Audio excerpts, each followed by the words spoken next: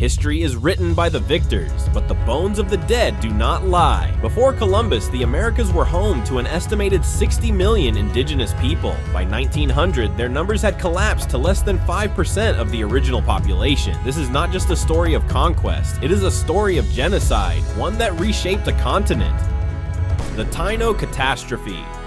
Upon arriving in the Bahamas, Columbus wrote in his journal that the Taino people were so generous that no one would believe it who has not seen it. Yet within 2 years, he enslaved thousands, forcing them to mine gold under brutal conditions. Those who failed to meet quotas had their hands cut off. The Taino were, along with other Arawakan groups, were farmers, growing crops like cassava, maize, and beans. Even after being so generous and kind, they couldn't save their population collapse.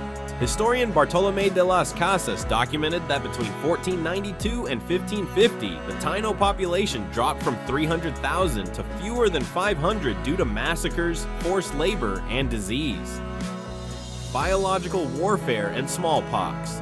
The arrival of Europeans brought with them diseases for which the Taino had no immunity, particularly smallpox, which arrived with European colonizers. While no direct order from Columbus exists, Spanish accounts describe settlers giving smallpox-infected blankets to natives in the 16th century. Smallpox outbreaks were particularly devastating, leading to high mortality rates among various indigenous groups, including the Taino. While the exact extent of biological warfare is debated, it's clear that the introduction of diseases like smallpox, influenza, measles, and typhus played a significant role in the decline of the Taino population. Slavery and forced labor also contributed to their demise. Disease wiped out up to 90% of their population. Entire nations vanished before they ever saw a soldier. The land was emptied, not by fate, but by design. The Conquest and Encomienda system. 1500s to 1600s, when the Aztec Empire were on their glory days, Cortez betrayed Aztec by forming alliances with the Tlaxcalans, core enemies of the Aztecs. When the city fell, Spanish soldiers and their allies slaughtered thousands. A survivor described the canals running red with blood. The Aztec population fell from 25 million to 1 million in just 80 years. The Pueblo Revolt, 1680. At that time, another native tribe called the Pueblo were enduring Spanish oppression. Franciscan missionaries whipped, enslaved, and executed Pueblo people for practicing their religion. So in 1680, Popeye, a Tewa religious leader, organized a revolt. Pueblo warriors killed 400 Spanish colonists and drove the rest out of New Mexico. But the joy didn't last long, as the Spanish brutally reclaimed the territory 12 years later. The Powhatan Wars.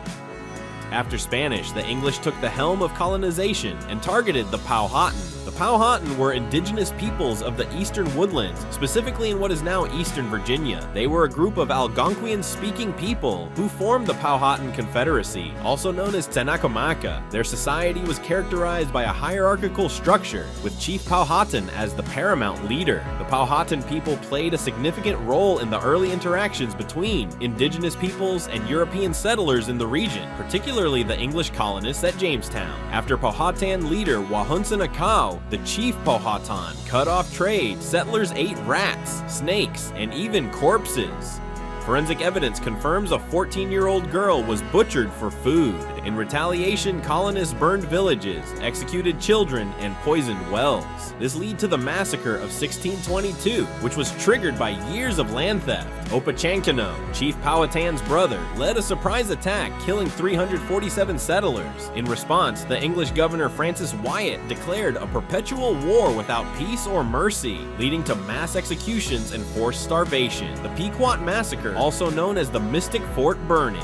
English and Mohegan allies surrounded a Pequot village, setting it ablaze. Captain John Underhill wrote, "Many were burnt in the fort, both men, women, and children. Others forced out, which our soldiers received and put to the sword." The death toll was over 700. King Philip's War. Another tribe known as Metacom and its leader King Philip united tribes against land-hungry settlers, but lost the battle and faced colonial atrocities. The English sold native captives into slavery in the Caribbean, displayed heads on spikes, and burned women and children alive. Andrew Jackson's Indian Removal Act, 1830. By the Andrew Jackson's Indian Removal Act, forced relocation took place when over 60,000 Native Americans, Cherokee, Muskogee, Seminole, Chickasaw, Choctaw, were marched westward, which results in death of over 4,000 people of Cherokee tribe from disease, starvation, and exposure. The California Genocide.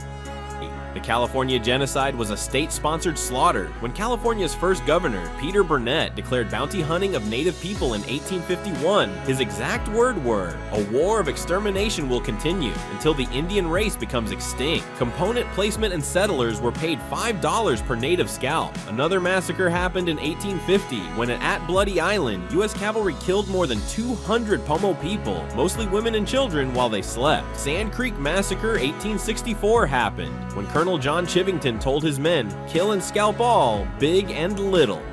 Over 200 Cheyenne and Arapaho, mostly elders, women, and children, were butchered. The last stand of the Sioux cost them big. After the murder of Sitting Bull, the U.S. Army surrounded Bigfoot's band of Lakota. When a deaf man didn't surrender his rifle, soldiers opened fire with Hotchkiss guns, killing over 300 people. Survival and resistance. Before European settlers' arrival, the native people population was over 10 million, but in the year 1900, only 300,000 people survived the gruesome torture. Yet native nations endure. From the American Indian Movement, AM, to Standing Rock, their fight for justice continues.